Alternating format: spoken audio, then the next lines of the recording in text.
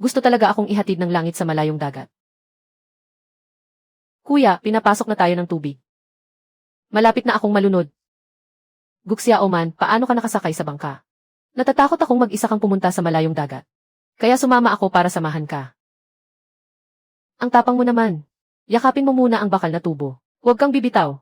Kuya, tingnan mo. May umaakyat na kung ano. Anong klaseng halimaw ito? Kailan pa nagkaroon ng ganitong halimaw sa malayong dagat? Kuya, papunta siya sa akin. Sa akin ka pumunta, huwag mo siyang galawin. Huwag kang lalapit, tumigil ka dyan. Kuya, ano ang sinabi mo kanina? Bakit bigla silang tumigil? Hindi ko rin alam. Nataranta lang ako. Napatawag lang ako ng kuya. Tumuwid ang alimangong ghost face. Tiyo Mankang, pumunta ako ngayon para hingin ang kamay ni Ziyu.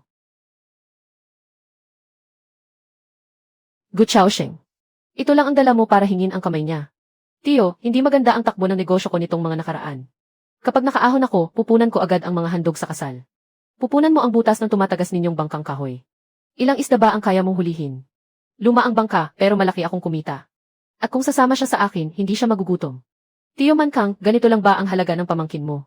Tiyo Mankang, handang sumama sa akin si Ziyu. Pagbigyan mo naman kami kahit isang beses. Ano ba ang alam niya? Habang buhay pa ako. Huwag mong iisiping makakapasok ka sa pintuang ito. Sinabi mo dati, na basta magsikap ako. Tatanggapin mo ako bilang manugang. Sino ba ang hindi nakakaalam na may sakit ang tatay mo? Pati ang nanay mo, taon-taon nang umiinom ng gamot. Noon iyon. Kumikita na ako ngayon. Kaya kong buhayin ang buong pamilya kahit mag-isa. Ano ang ipambubuhay mo sa amin? Hindi mo nga kayang bumili ng isang bagong lambat. Basta tumango ka lang. Kahit buhay ko ang kapalit, itataguyod ko ang buhay natin. Hahaha, kunin mo na ang mga gamit mo at umalis ka. Huwag kang magtagal dito sa harapan ko. Tiyo, mag-iwan ka naman ng kaunting puwang. Huwag mong isara ng tuluyan ang usapan. Kahit hindi ako tumango ngayon, aalis ako.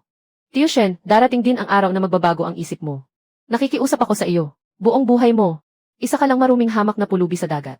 Kung minamaliit mo ako ngayon, huwag kang magsisi sa huli. Hahaha. Tiyo Shen, narito ako para maghatid ng handog sa kasal. Batang Amoliang Haifeng. Bakit ikaw mismo ang pumunta? Maupo kayo. May pipino sa dagat at abalon. May pipino sa dagat at abalon. Narito rin ang dagdag na 180,000 cash. Talagang bongga magbigay ang pamilyang Liang. Pati ang sira-sira kong bahay ay nakikinabang sa karangyaan ninyo. Napapakinabangan na rin ang liwanag ninyo. Hindi ba siya yung taga-pamilyang Gu? Na nangungutang sa kung saan-saan, si Gu Chaosheng. Liang Haifeng, anong ginagawa mo rito? Narito ako para maghatid ng handog sa kasal. Ito lang ang dala mo. At naglakas loob ka pang pumasok sa bahay ng mga Shen. Hindi bagay si Ziyu.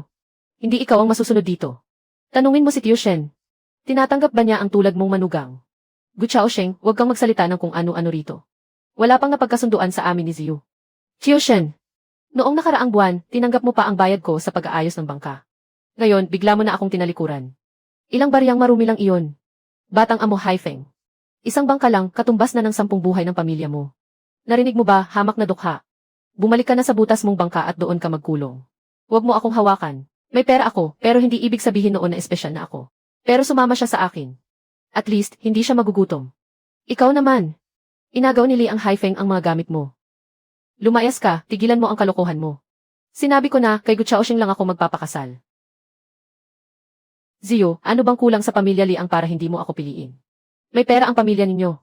Pero hindi kita gusto. Shen Mankang. Ngayong araw, kailangan mong bigyan ako ng paliwanag. Batang Amo Haifeng, kumalma ka. Nagmatigas lang siya sandali. Kakausapin ko siya mamaya. Ziyu, huwag kang magsalita ng kalokohan.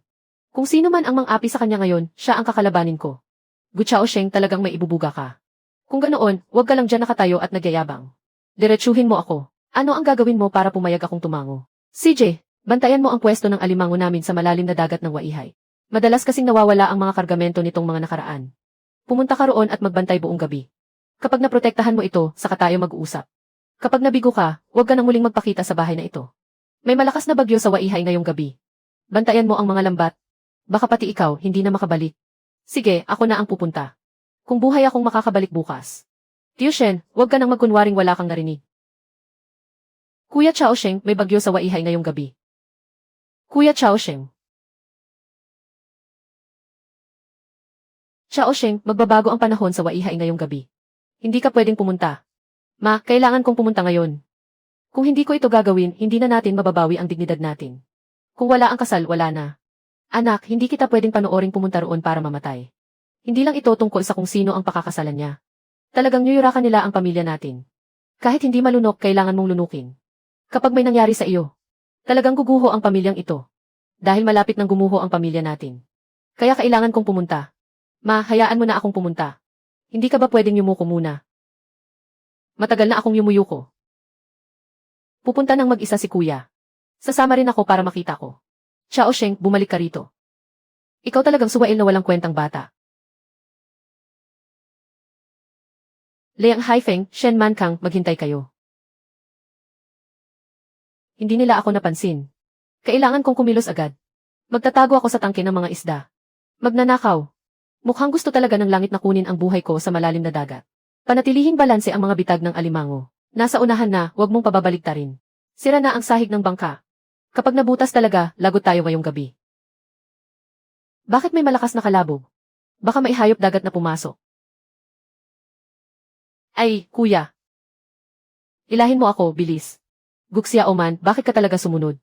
Ang tapang mo naman, wala ka bang takot? Kuya, natakot akong mag-isa kang pumalaot. Kaya sumunod ako sa iyo. Baliw ka ba, nasa laot tayo. Kapag nahulog ka, mamamatay ka. Kuya, natatakot ako. Umupo ka riyan at huwag gagalaw. Yakapin mong mabuti ang bakal na poste. Huwag mong bibitawan, narinig mo ba? Hindi na tayo makakabalik. Nasa harapan na natin ang mga bitag ng alimango.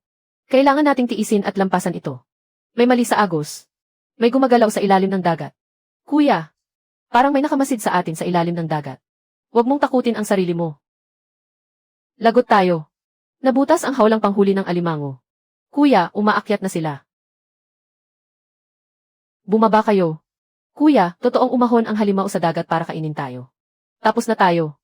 Alimango pa ba talaga iyan? Kayang putulin ng sipit na iyan ang bangkang kahoy. Kuya.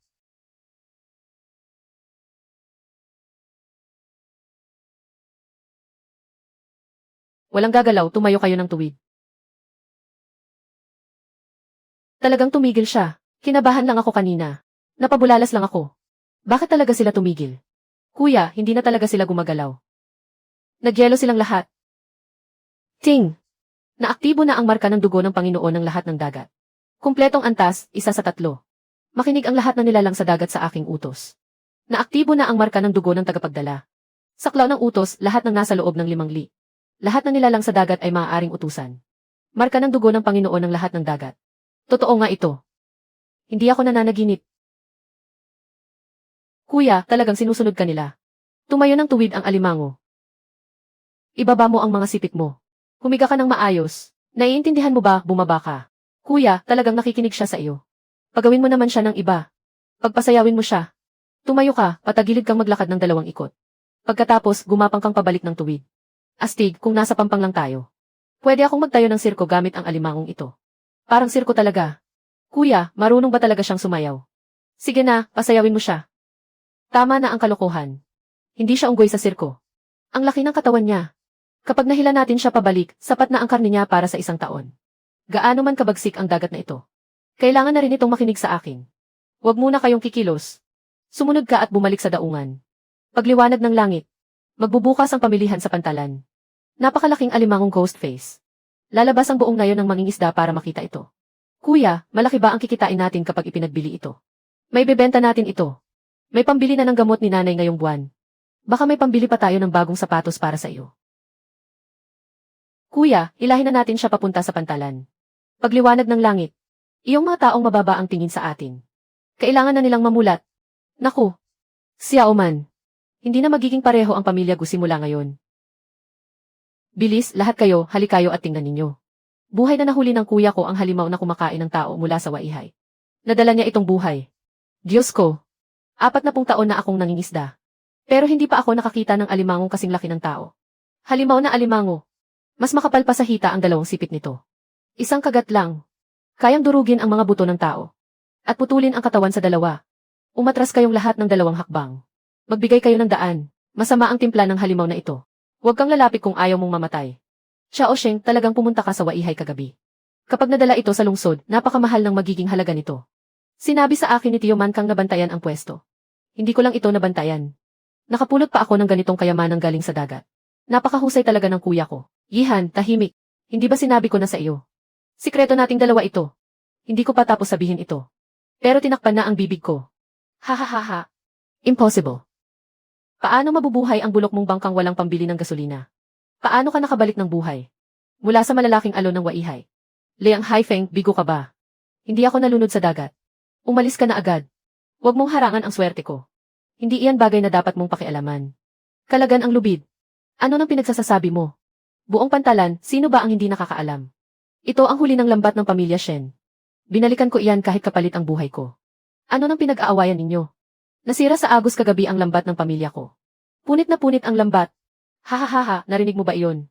Hindi kakasya sa lambat ng pamilya Shen ang ganitong halimaw. Ito ang huli namin sa malalim na dagat. Liang Haifeng, umusbong ka ba mula sa dragon? Wala ka bang hiya? Kung tawagin mo siya, sasagot ba siya? Sige, tatawagin ko. Makinig kang mabuti. Malawak ang negosyo ng pamilya ko. Umaabot ng maraming milya ang lambat namin sa malalim na dagat. Lahat ng mamahaling huli sa dagat na ito. Hanggat hindi nakasulat ang pangalan mo, ay pagmamay-ari ng pamilya ko. Sa pamilya mo, nakapaglayag ka ba kagabi? Hindi man lang nabasa ng alon sa laot ang paa mo. Ano nang karapatan mong angkinin iyon sa salita lang? Bakit kayo nag-ingay ng madaling araw? Sino ang magtatago ng nawawalang kargamento ng pamilya Liang? Itay, siya ang batang ito na naglayag sa sirang bangka. At palihim na umani ng ating asul na king crab. Hindi man lang kayo nagpalabas ng malaking bangka kahapon. Ano nang basehan ninyo para sabihin sa inyo ang king crab? Ayon sa patakaran, sakop iyan ng Longwanggu. Pamilya Liang lang ang may karapatang maglagay ng lambat doon. Isa ka lang hamak na dukha. Ano nang karapatan mong manghuli sa malalim na dagat? Pamilya Liang ang gumawa ng patakarang iyan. Ang anumang tumutubo sa dagat ay pag-aari ng sinumang unang makapag-uwi. Shen Mankang. Ito ba ang lalaking pinili mong maging manugang? Isang magnanakaw na walang sinusunod na patakaran. Kuya Dongkui, nagkakamali ka ng akala. Tinalo ko lang siya sa patas na laban. Hindi ko ipapakasal ang anak ko sa dukhang magnanakaw. Pamilya Liang, wala ba kayong hiya? Kapag may magandang huli si Chaosheng, agad kayong sumusugod. Pumupunta kayo sa pantalan para mangagaw, hindi ba? Ziyu, tabi muna. Isa siyang magnanakaw ng huli sa dagat. Ang mga huli ninyo sa malalim na dagat ay lahat minamarkahan ng pulang pintura. May pulang pintura ba ang alimango na ito? Kinayod niya iyon sa ilalim ng dagat. Ano naman ang espesyal sa pulang pintura? Patakaran ang patakaran. Sino ang mga ngahas na humawak sa kanya? Makikipaglaban ako sa kanya hanggang kamatayan. Paligiran ang bangka. Kapag hindi ibinigay ng magnanakaw na ito ang king crab, isama ang tao at bangka sa paglubog para pakainin ang mga isda. Subukan ninyong galawin siya. Sino ang mga ngahas sumakay sa bangkang ito at mang-agaw ngayon? Itatarak ko ang kutsilyo sa puso ng sinumang lalaban. Tama na, kutsilyo at baril para lang sa huli sa dagat. Akala ninyo pwedeng apihin ang pamilya Liang ang mahihirap? Kung naniniwala kang kaya mong kumita sa sariling galing. Sige, maglaban tayo sa dagat. Pipilitin kitang matalo at manahimik ng tuluyan. Gu Chaosheng, hindi ba matigas ang ulo mo? 3 araw. Tingnan natin kung sino ang makakapaglayad. Kung sino ang makapaghila pabalik ng mas malaki, mas bihira at mas mahal na huli. Siya ang panalo. Ano ang pustahan? Huwag mong isipin na hindi ko alam ang mga ginagawa mo sa dagat. Napakait ng puso mo. Evie, natalo ka. Ang kasal na ipinagkatiwala sa iyo ng hari ng alimango. Hindi na ako makikialam. Kung talo ka, umalis ka sa pantalan. Ano ang itataya mo laban sa kanya? Gamit ang bulok niyang bangkang kahoy. Kaunting hangin at alon lang, magiging pataba na siya sa ilalim ng dagat. Kuya, ano ba ang ginagawa mo? Tutal, mapapangasawa naman niya ang isang Liang. Bakit pa siya magpapakahirap para sa dukhang ito? Tatay, tumahimik ka. Hindi ito bagay na pwede ninyong bilhin at ibenta kung kailan ninyo gusto. Chaosheng. Huwag mo silang katakutan. Naniniwala ako sa tapang mo. Sige, suong ka at ipaglaban mo. Ako ang bahala sa pamilya. Sige, 3 araw. Sino ang naglalaro ng marumi? Huwag mo akong sisihin kapag nagbago ang pakikitungo ko. Ha ha ha ha. Lesiu. Matigas lang ang bibig pero kalasag na malambot. Sinabi ko sa mga tauhan mo na maghanda. Huwag mong ipahiya ang pamilyang Liang. Manood ka, hindi lang ang pustahan na ito ang pananalunin ko. Sisiguraduhin kong hindi ka na muling makakaahon. Ano ang laban ng bakal na barko? Kapag matibay ang loob, pati ang hari ng dagat ay maghahain ng pagkain. Hintayin ninyo akong bumalik kasama ang lahat. Huwag kang mag-alala, kahit manggulo pa ang mga Liang, kakayanin ko. Hindi ko hahayaang galawin nila kahit isang hibla ng buhok. Ni isang patak ng pawis ng pamilya Gu. Boss Wang, 2 timba ng diesel at 3 bloke ng yelo. Pupunta ako sa malayong dagat para maghanap ng pambihirang kayamanan. Chaosheng, wag mo akong pahirapan. Naglabas na ng utos ang pamilya Liang kaninang umaga. Sino ang maglalakas loob na magbenta sa iyo ng langis at yelo? Bukas, palalayasin ka na sa pantalan. Ang grupong ito ng mga liang. Kahapon, nanumpa sila sa harap ng buong nayon. Ngayon, palihim nilang hinaharangan ang daan natin. Hayaan mo silang sa akin humarap. Huwag kayong madamay. Xiao Sheng, sumuko ka na. Ibigay mo ang hari ng alimango sa pamilya Liang. Basta ligtas tayong makakakain ng malagkit na bigas, sapat na iyon. Ma, huwag kang makialam. Ngayon, aaminin kong duwag ako. Sa buong buhay ng pamilyang ito. Yurakan tayo ni Liang Haifeng sa puti. Kuya, nangolekta ako ng mga bote at ipinambili ng candy. Hindi mo kayang talunin ang masasamang tao. Kumain ka muna ng matamis para lumakas ang loob mo. Hintayin mong makauwi si kuya dala ang kayamanan mula sa laot. Para makakain ka ng candy araw-araw. Malalim ang kargahan ng malaking barko ng Liang. Tiyak na hindi ito makakapasok sa madilim at mabatong bahurang ito. Wala akong radar. Gusto kong yumaman. Kaya kailangan kong pumunta sa lugar na hindi kayang lapitan ng iba. Sa lagusan ng kamatayan, naghahanap ako ng makakain. Kapag wala pa rin akong may uwi ngayong gabi, wala na talaga akong mapupuntahan. Ano ba ang kakaibang bagay na iyon? Halos kalahati na ng katawan ng tao ang laki. Asul pala ang kabibe. Hindi ba minamaliit mo ako? Ngayon, ipapakita ko sa iyo kung ano ang ibig sabihin ng paglitaw ng hari ng dagat. Ang mga tao-tauhang iyon ng pamilya Liang. Gusto nilang makita akong mamatay sa dagat. Ngayong araw, kahit mabasag ang katawan ko sa mga batong ito, hugutin ko pa rin ang bagay na ito mula sa ilalim ng dagat. At ilalabas ko ito ng buhay. Umakyat ka rito. Kahit isa pa itong dragon. Ngayong araw, mapipilitan din itong pumulupot sa bulok kong bangka. Tama ang sinabi ni Kuya Feng. Talagang nabaliw na sa kahirapan ang dukhang ito. Puro bahura ang bahaging iyon. Nangahas pa siyang ipasok doon ang bangka niya. Wala man lang radar ang bulok niyang bangka. 2 hampas pa ng alon. Tiyak na tatagos ang bahura sa ilalim ng bangka. Lulubog na ito. Mas mabuting maghintay tayo rito. Kapag lumubog ang bangka niya, saka tayo bumalik para kunin ang pabuya. Huwag puro yabang. Tingnan mo ang lambat niya. Parang may nahatak talaga siyang kung ano. May bughaw na liwanag sa ilalim ng tubig. Itaas ninyo rito. Napakahiwaga naman ito. Saan nanggaling ang napakaraming alimangong ghost face? Nagsisiksikan lahat sa bunganga ng lambat. Umalis kayo riyan, bilis. Nga pala, kaya ko kayong pasunurin. Bitawan ninyo agad ang mga sipit. Umatras agad. Lintik. Isang mahiwagang asul na higanting ulang dagat mula sa kailaliman. Ang nilalang na ito. Sa matatandang mandaragat ko lang ito narinig. Sino ang mag-aakalang nagtatago ito sa ilalim ng mga bahura sa mababaw na dagat? Huwag kang gagalaw. Humiga ka lang ng maayos. Hahaha, basagin mo. Basagin mo kahit ano. Sa perang makukuha sa kabuuan ng asul mong kabibe. Makakabili ako ng 10 bulok na bangkang gaya nito. Nakakita ng multo si Kuya Feng. Hindi lumubog ang bangka ng hamak na iyon. Buong-buo pa itong nakabalik. Munting giliw, pinaandar ko kayo ng mabilis na bangka para manood sa unahan. At makikita ninyo siyang buhay na nakabalik. Anong malas ang tinataglay ng lalaking ito? Bakit lahat ng pambihirang yamang dagat ay sa bangka niya napupunta? Yeswe, tingnan ninyong mabuti. Ang asul na higanting ulang dagat. Tingnan natin kung may silbi nga ang malaking barkong bakal ng pamilya Liang ninyo. Umuwi ka at sabihin mo sa tatay mo. Maghanda siya ng pambayad sa kabaong. Tatapakan ko ang dangal ng pamilya Liang ninyo. Xiao Sheng, kapatid. Ibenta mo na lang sa akin ang asul na ulang dagat na ito. Magbabayad ako ng 20,000 cash. Bilangin mo na ang pera ngayon. 20,000 lang, pampalubag loob ba yan? Namamalimos ba ako? Isa itong pambihirang nilalang na may asul na kabibe. Direkta itong bibilhin ng malalaking hotel sa lungsod. Magiging kayamanan ito ng buong bayan. Mag-aalok ako ng 200,000. Mga boss, huwag kayong magmadali. Hindi ko ibinebenta ang hayop na ito. Hindi pa tapos ang pustahan namin ng pamilya Liang. Kailangan ko pang itabi ang ulang dagat na ito.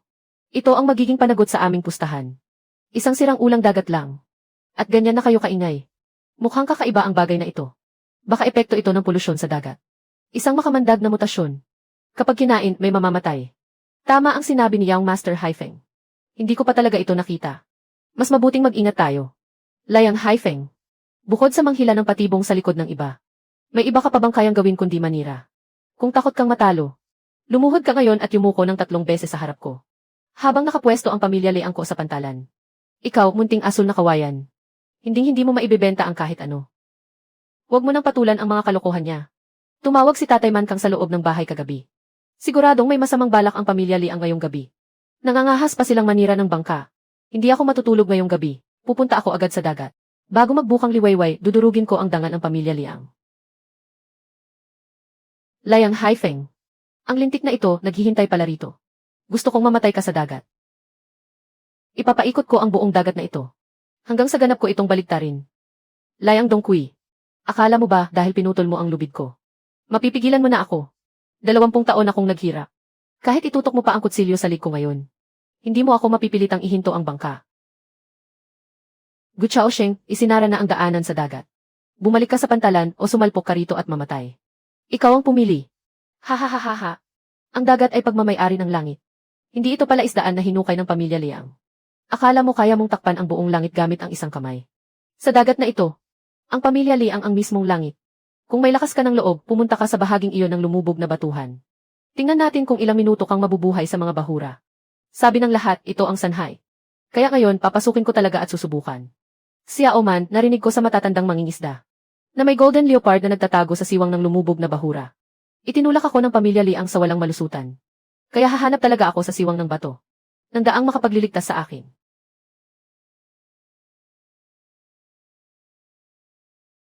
Isang golden leopard ba o isang buong pangkat?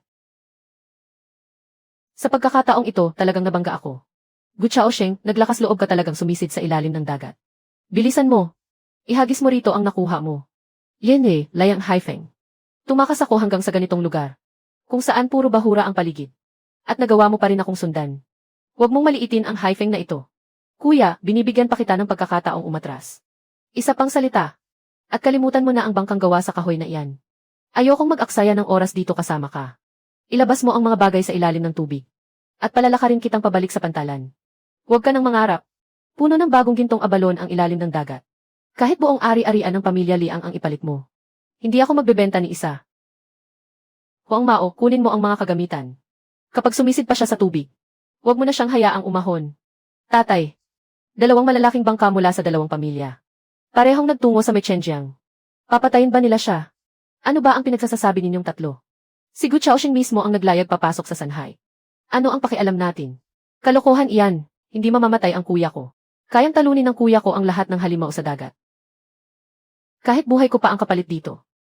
Hindi ko sila hahayaang makakuha kahit 1 sentimo.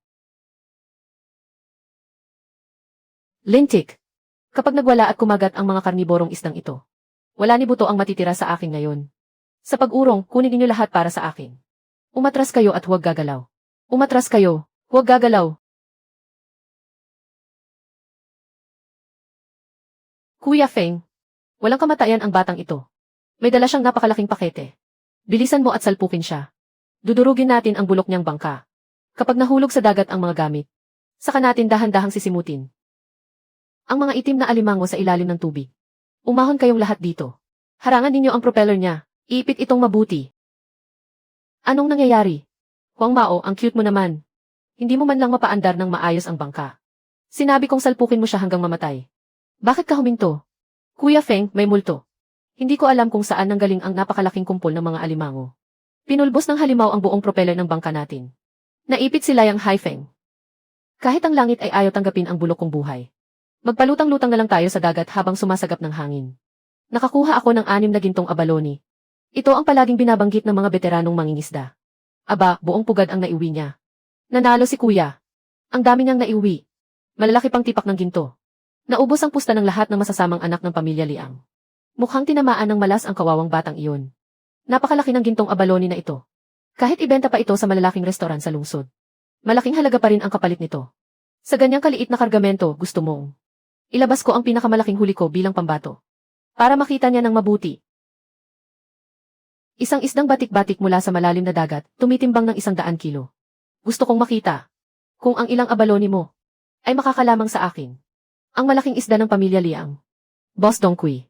Talagang sapat ang laki ng pulang tela. Pero tawagin man itong gintong abalone, hindi pa rin natin makita kahit isa. Pagdating sa pambihira at pagdating sa presyo. Nanalo si Chaosheng. Tatay, narinig mo ba iyon? Buong baryo ang magiging saksi. Nanalo si Chaosheng sa pustahan sa dagat. Ipaliwanag mo sa lahat ang tungkol sa kasunduan sa pagpapakasal. Itong si Dongqui. Sa harap ng buong baryo. Hindi ko na rin maaaring bawiin ang salita ko. Hindi mo mapapakain ang pamilya gamit ang swerte lang. At naglakas loob ka pang ipakasal sa kanya ang anak mo. Bukas, puputulin ko ang daan ng pagbili ng pamilya ninyo. Magsiinom kayong lahat ng hanging amihan. Chaosheng, ituring mong panalo mo na ito. Pero kailangan ng totoong pera para sa kasal. Kailangan ng malaking bangka, pero wala kang kahit ano. Hindi ko maaaring itulak si Ziyu sa hukay ng apoy. Itinaya ko ang buhay ko at nanalo ako sa pustahan. At ngayon, itinatanggi mo ang utang mo sa harap ng lahat. Ha ha ha ha ha. Ang mahirap ay mananatiling mahirap. Nanalo ka nga, pero ano naman? Wala kang ang mailabas kahit isang kaha ng sigarilyo sa bulsa mo. Sino ang magpapakasal ng anak niya sa iyo para magdusa? Sige, minamaliit ninyo ako dahil wala akong pera o bangka. Kung ganoon, bukas pupunta ako sa lungsod.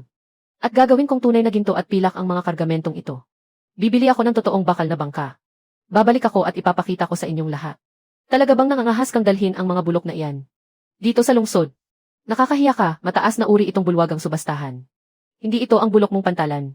Mga ligaw na paninda mula sa baryo, ipapakita mo rito. 8,000 kukunin ko na lahat. Kunin mo ang pera at umalis ka na. Lumayo ang lahat. Ito ang pinakamagandang huli na pinagpakitaan ko ng buhay para maiuwi. Hindi sapat ang 8,000 kahit pambarya lang. Bata, wag mo akong piliting maging marahas. Kung ayaw mong kumain, iinom ka ng parusa, buksan ang alak, batang amo. Matagal ko nang kinausap ang lahat dito. Kapag nagsalita ako rito, walang maglalakas loob na bumili ng paninda mo. Diyos ko! Haring alimangong ghost face at asul na lobster. Mga dekalibreng pagkaing dagat na pangunahing display sa tindahan. Magsilayo kayong lahat. Akin na ang lahat ng 3 kahon. 50,000 para sa haring alimango. 40,000 para sa lobster. At iyong 6 na gintong abalone. 80,000 agad ang alok ko. Ang gusto ko lang ay dekalidad na paninda. Kahit saan pa man nanggaling ang mga iyon.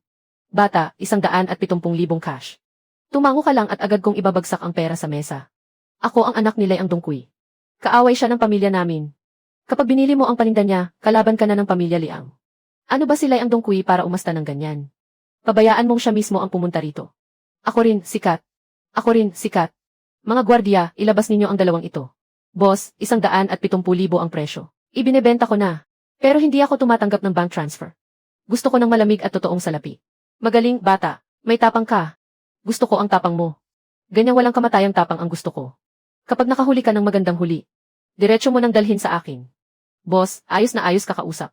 Sa susunod na makahuli ako ng malaking huli, diretso ko nang dadalhin sa likod ng tindahan mo. Boss Liu. Nagustuhan ko ang bakal mong bangka. Magbigay ka ng presyo. Babayaran ko ngayon ng buo at cash, saka ko agad iuwi. Xiao Sheng, umalis ka na agad. Nagbabala na ang pamilya Liang. Sino mang maglakas loob na magbenta ng bangka sa iyo? Hindi na makakadaong sa pantalan pagkatapos. Walang patak ng langis man lang. May magagawa ba sila ang Dongkuy sa ibang tao? Pero hindi niya kayang kontrolin ang matandang ito. Xiao Sheng, ang bangkang ipinagbibili ko. 80,000, kaya mo bang kunin? Basta kayang pumalaot at humarap sa malaking alon. Ano pa ang hindi ko kayang tanggapin? Sa buong buhay ko bilang Gu Xiaosheng, wala akong kinatatakutan. Kundi ang baliw ng mga aso ng pamilya Liang. Medyo may edad na ang bangka. Pero lumalang ang katawan nito. Walang diferensya ang makina. Maluwang din ang kubyerta. Lagyan mo lang ng makina sa unahan, kaya na nitong humatak ng malaking kargamento. Ilabas mo ang pera. Sa iyo na ang bangka ngayon. Patay ka sa akin.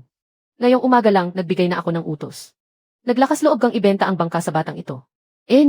Akin ang bangka. Malaya ang bentahan. Wala kayong pakialam, pamilya Liang. Subukan mong lumapit ng isang hakbang. Ang bangkang ito ang buhay ko. Sino ang maglalakas loob na umabante? Dudurugin ko ang ulo niya. Ikaw ang tunay na sanay sa dagat. May malaking bangka na ang kuya ko. Ang kuya ko ang pinakamahusay sa buong nayon na. Kapitan. Pumunta sa bahay ang mga tauhan ng pamilya ni Xiaosheng para manggulo. Dinala ko rito si Xiaoman. Talaga bang nabili mo ang bangkang ito? Kapag nakapalaot na, hindi na ito makakabalik. Sasabog na agad ang makina. Basurang bangka na ito, wala nang silbi. Tumahimik ka. Ang katawan ng makinang ito ay 100 beses na mas matatag kaysa sa bangkang kahoy. At ikaw, sakto ang dating mo. Ngayong araw, sa harap ni Liang Haifeng. Ipapakita ko sa hamak na hambog na ito. Kung paano ako, si Gu Xiaosheng, pumapalaot sakay ng malaking bangka para kumita. Pumalaot ang kuya sakay ng malaking bangka para manghuli ng halimaw sa dagat. Hipag, tingnan mo agad. Ang bilis ng takbo ng malaking bangka. May mali. Bakit napakmagulo ng agos sa bahaging ito ng dagat? Sa ilalim ng ganito kalalaking alon. Hindi ito ordinaryong kawan ng isda. Kumislap ang ilalim ng tubig. Iyon ang malaking paaralan ng bluefin tuna. Ang ganitong klaseng huli ay ibinebenta sa lungsod kada kilo. At mas mahal pa sa ginto. Diyos ko, parang gintong bloke ito. Diretso itong bumagsak sa unahan ng bangka ko. Hindi na ito kayang hilahin kahit ng makina. Napakalaki ng isdang ito. Ganoon kalakas ang puwersa nito, kayang tumaob agad ang lumang bangka. Kakabili ko lang sa bangkang ito. Hindi pwedeng lumubog ito sa ilalim ng dagat. Ang malaking nilalang na iyon na may asul na baluti. Tumigil ka at umayos.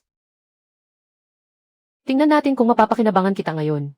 Kahit kalaggarin pa sa basurahan ang lumang makinang ito. Kakalaggarin pa rin kita papasok sa silid ng makina. Ang bahaging ito ng dagat ay sakop ng pamilya Liang. Umalis ka agad dito. May kargamento sa bangka ng batang amo. Pag-aari ba ng pamilya Liang ang buong dagat? Imulat mo ang mga mata mo at tingnan kung may isda pa sa ibabaw ng tubig. Kahit isa, hindi mo kayang hulihin. Impossible. Kahit isang isda, hindi magkasiya sa sirang bangka niya. Araruhin mo sila. Hindi ko hahayaang makabalik siyang buhay sa pantalan. Liang Haifeng. Busog na ako at uwi na ako sa pantalan. Isama mo ang malaking bakal mong bangka. At dahan-dahan kang uminom ng tubig dagat, Haifeng. Liang Haifeng, ang tanga mo. Nagpalit ako ng mas malaking makina. Ang bobo mong bakal na bangka ay hindi man lang makalanghap ng usok mula sa bangka ko. Umuwi ka at sabihin mo sa tatay mo. Ang mga patakaran sa dagat na ito ay mula ngayon apelyido na ni Gyu. Xiao Sheng, ikaw talaga. Ngayong hapon lang binili ang lumang bangka pero nakapalaot na agad. Huminto ang makina sa kalagitnaan ng biyahe at inanod sa ilog. Ano? Paano niya nahuli at nayahon ang napakalaking nilalang na ito? Buong buhay akong nangingisda. Pero wala pa akong nakitang ganito kalaking tuna. Xiao Sheng, ano itong ginawa mo? Kinalagad mo mismo pabalik ang kayamanang nagbabantay sa dagat ng Dragon King. At naiuwi mo talaga. Tingnan ninyong mabuti. Isang 3 metrong higanteng bluefin tuna. Ang malalaking bakal na bangka ng pamilya Liang ay 3 araw ng paikot-ikot sa dagat. Pero kahit anino ng isdang ito ay hindi nila nakita. Isang 3 metrong higanteng bluefin tuna. Sa buong buhay ko, wala pa akong nakitang ganito kalaking isda. Wala pa akong nakitang kasing laki mo. Ito ang kayamanang nagbabantay sa dagat ng Dragon King. Nakinalagkad niya pabalik. Kapatid na Xiao Sheng. Napakaganda ng tawag mo sa telepono. Isang isda, 1,000,000 yuan. Dadalhin ko ito sa pinakamalaking subasta sa buong lungsod. Tumango ka lang at agad kitang babayaran. 1,000,000, ang mahirap na batang ito ay kalahating araw lang pumalaot. At kumita na agad. Pera na hindi ko kikitain kahit 10 buhay pa. Isang isda lang, 1,000,000 yuan agad. Liang Haifeng, minamaliit mo ba ako dahil mahirap ako? Ang perang nasa bulsa ko ngayon ay sapat para bilhin ang buhay ng buong pamilya mo. Hindi ito ipinagbibili. Ang isdang ito ay nahuli sa teritoryo ng pangingisda ng pamilya Liang. Boss, hindi mo pwedeng tanggapin yan. Kung sino ang nakahuli, sa kanya ang huli. Kapag hinarangan mo ulit ako, pati negosyo at ama mo pagsasabay-sabayin kong ayusin. Tiyo Mankang. Ako si Gu Xiaosheng. Ngayon, formal akong pumupunta rito para manligaw at humingi ng kamay. May 1,000,000 yuan sa kahong ito. Sapat ba o kulang para bilhin ang buong lambat ng pamilya ninyo? 1,000,000, ikaw, batang ito. Talagang kumita ka ng ganito kalaki sa kalahating araw. Lahat ng ito ay handog sa kasal para kay Ziyu. Xiao Sheng, kahapon ka lang bumili ng bangka. Ngayon may dala ka ng ganito karaming pera. Huwag kang gagawa ng anumang kalokohan. Tungkol dyan, makatitiyak ka. Malinis ang perang ito. Kinita ko ito sa sarili kong kakayahan mula sa dagat. Ngayon, marangal kong pakakasalan ang anak mo. Shen Mankang, subukan mong tanggapin ang perang iyan. Subukan mong tanggapin ang kasalang ito. At gigibain ko agad ang bahay ninyo. Ang kaya mo na lang ngayon ay magdala ng ilang aso at tumahol ng walang saysay. Ano pa ba ang kaya mong gawin? May pera at bangka ako. Sino ka ba para magsalita? Batang amo Haifeng. Hindi tama ang sinabi mo. Siya ang pinakamalaking kumikita sa pantalan ngayon. Kapitan. Napakagaling mong yumuko sa pera. 1,000,000 yuan lang ang ibinayad ni Shen Mankang para paalisin ka. May utang pa ang pamilya ninyo sa layang ng malaking bayad para sa bangka. At hindi pa ninyo nababayaran ng buo. Kuya Kui. Napagkasunduan nating matatapos ang bayaran bago matapos ang taon. Hindi ninyo pwedeng singilin ang utang ngayon. Layang Dongkui, ikaw. Iyan na lang ba ang alam mong gawin, ang mangulit para maningil? Magkano ang utang niya sa iyo? Ngayong araw, isusuka ko ang buong halaga kasama ang tubo. At ibabagsak ko sa mukha mo. Huwag kang padalos-dalos. Ha ha ha. Dahil matibay ang buhay mo. Laruin na natin ng todo. Sa ilalim ng Longwanggu sa malayong dagat ay may ambergris na 100 taon na. Aahon ito gamit ang malaking lambat. Mapapasa iyo ang kalahati ng karapatan sa pamamalakad ng pantalan ng Liang. At buburahin natin ng sabay ang utang ng pamilya Shen. Pero hindi pwedeng pumayag si Xiao Sheng. Puro malalaking alimpuyo ang nasa ilalim ng Longwanggu. 9 sa bawat 10 ang hindi na nakababalik. Kamatayan ang pinapasok mo. Ihanda ang kontrata. Pagkalipas ng 3 araw, huwag kang aatras. Xiao Sheng, nababaliw ka na. Hindi lugar ng tao ang Longwanggu. Kunin na lang natin ang pera at manirahan ng tahimik sa lungsod. Hindi ba pwede? Shu, makinig ka sa akin. Nasa pantalan ang pundasyon ng pamilya Liang. Hanggat hindi sila bumabagsak. Kahit saan tayo pumunta, hahabulin at kagatin nila tayo. Kailangan kong bunutin ang ugat nila. Kuya, itinabi ko sa iyo ang pinakamatamis na candy. Pag kinain mo, walang makapapantay sa iyo. Hihintayin kong umuwi ka para maitayo mo ang pinakamalaking bahay sa pantalan. Gu Xiaosheng, tumigil ka. Ngayong araw, ang bulok mong bangka. Gagawin kong mga piraso ng kahoy. Kuya Feng, nasa unahan na ang Longwanggu. Puro malalaking alimpuyo. Huwag mo nang habulin, bilisan mo at lusutan natin. Layang Haifeng. Bukod sa pag-asa sa bakal na bangka ng tatay mo. Ano pa ba ang kaya mo? Pupunta ako sa Lawanggu ngayon. Kung may tapang ka, sumunod ka sa loob. Diyos ko, bakit ganito kataranta ang Agos? Parang sinasadya nitong punitin ang gilid ng bangka ko. Tama ba? 1 milyong yuan ang ipinusta ko para mabago ang takbo ng laro. Hindi ako pwedeng mabulok sa miserableng kanal na ito. Napakalakas ng ilalim na Agos. Kung walang bakal na pabigat, hindi talaga tayo lulubog sa ilalim. Ngayong araw, kahit muyain ko pa ang lahat ng bato sa ilalim ng dagat, huhukain ko pa rin ang natitirang ambergris. At ihahampas ko ito sa mga mukha ninyo. Nahanap ko na. Ito na ang malaking bagay na kumikislap. Kapag nahila natin ito paahon, ang kalahati ng pantalan ng Liang ay magiging akin na lahat. Lumayas ka sa harapan ko. Umalis ka rito. Lumayas ka sa harapan ko. Huwag kang gagalaw.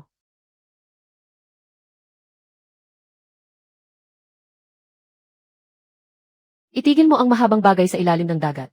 Munting cute, manatili ka riyan at huwag gagalaw. Tumayo ka ng tuwid ngayon din. Lumayas ka sa isang tabi. Huwag mong harangan ang daan ko sa malaking kayamanan. 20 taon akong naghirap at namuhay sa kagipitan. Ito na ang huli kong taya. Kahit sino ka pa, huwag mong tangkaing kalasin ito. Paikutin mo ito para sa akin. Ikaw na ba tong itinapon sa ilalim ng dagat? Mas matigas ka pa ba sa buhay ko? Kahit buhay ko, isusugal ko. Ngayong araw, kailangan mong may maiuwi kang huli. Ayos, Liang Dongqui. Hindi ka na makakatakas ngayon. Kuya Feng, tingnan mo.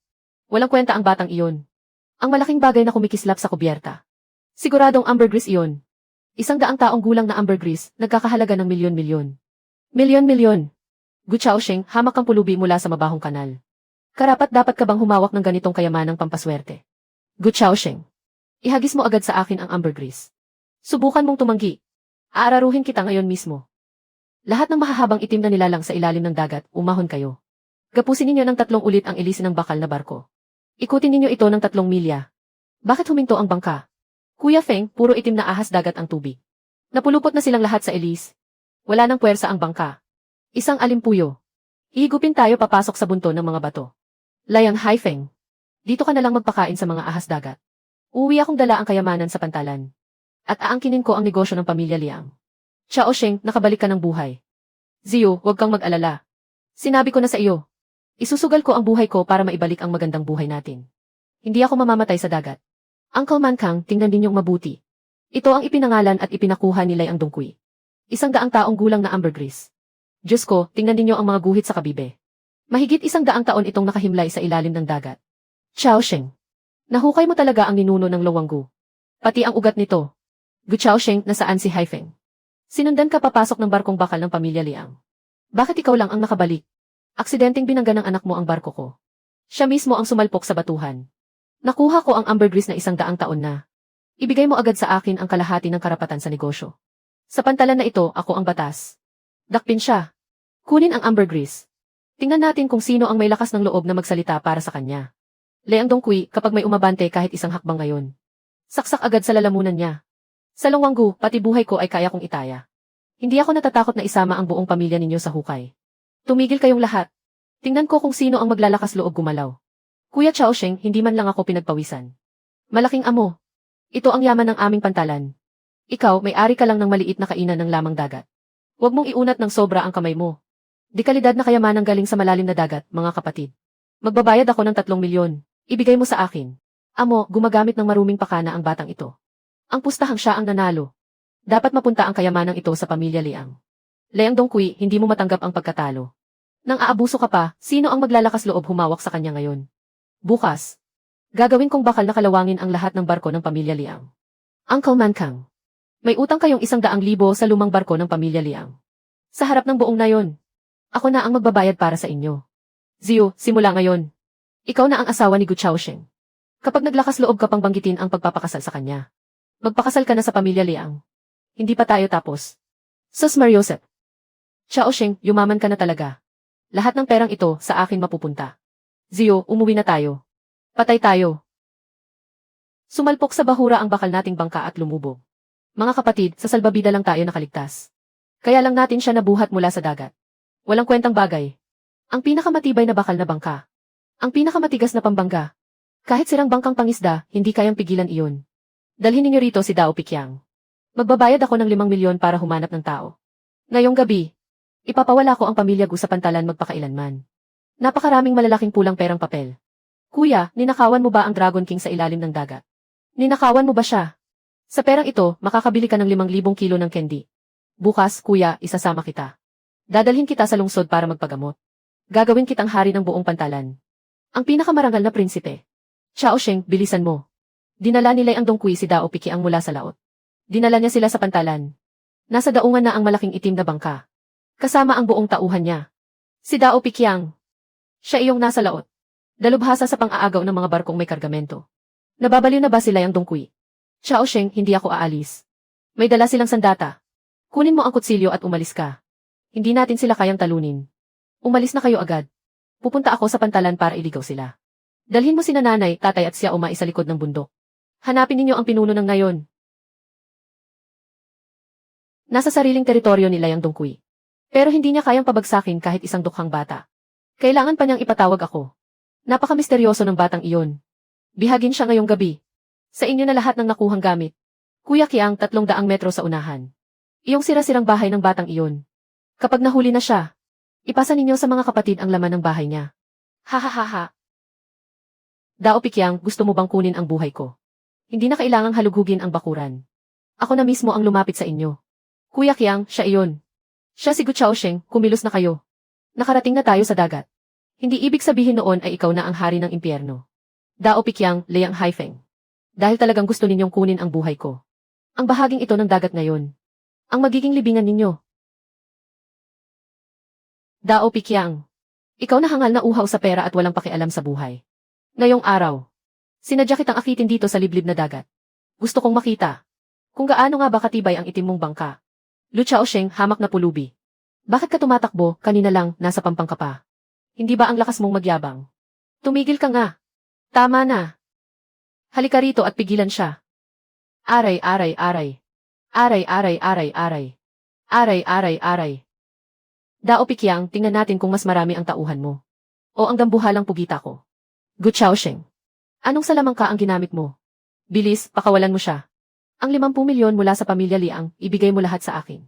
Huli na, tinanggap mo ang pera ng pamilya Liang. Pumunta ka rito para patayin kaming buong pamilya. Dito na magtatapos ang lahat para sa inyo ngayong araw. Liang Dong Kui. Ang kamatayang binayaran mo ng malaki. Naipadala ko na siya sa kabilang buhay. Kayo naman ang susunod, pamilya Liang. Talagang handa kang magsayang ng malaking pera. Isang hampas lang ng itak, naputol ang kandado. Ang 50 milyon na pambili ng daan palabas. Ituturing ko na lang itong paunang bayad ng pamilya Liang. Bilang kabayaran sa pinsala. Dao Qiang. Magdamag siyang wala. Bakit walang balita? Tatay, huwag kang mag-alala. Ang dukhang iyon. Siguradong itinapon na sa dagat para ipakain sa mga isda. Liang Dong Kui, dumilat ka at tingnan mong mabuti. Ito ang baril ni Dao Qiang. Kasama si Dachuan, nasa ilalim na sila ng dagat. Nagbayad ka ng 50 milyon para patayin ang buong pamilya ko. Ngayon, ako naman ang maniningil sa pamilya Liang. Tanggap ko ang pagkatalo. Isama mo ang inutil na ito at umalis kayo sa pantalan. Kalahati ng negosyo ng pamilya Liang ay mapapasakin lahat simula ngayon. Kapatid na Xiaosheng, nagdala ako ng mga tao para suportahan ka. Tingnan natin ngayon kung sino ang may lakas ng loob na manggulo sa iyo sa pantalan. Liang Dong Kui. Kahapon, lumagda ka at nag-iwan ng tatak ng hinlalaki. Ngayon, ako na ang kukuha nito sa pamamahala. Kalahati ng mga tindahan ng pamilya Liang sa pantalan. Kasama ang karapatang bumili ng mga ari-arian. Kahit hindi ka pumayag, lunukin mo na lang. Ikaw ang nagbayad sa mga mamamatay tao. Hindi pa tayo nagkakakwentahan. Harapang pagnanakaw na ito.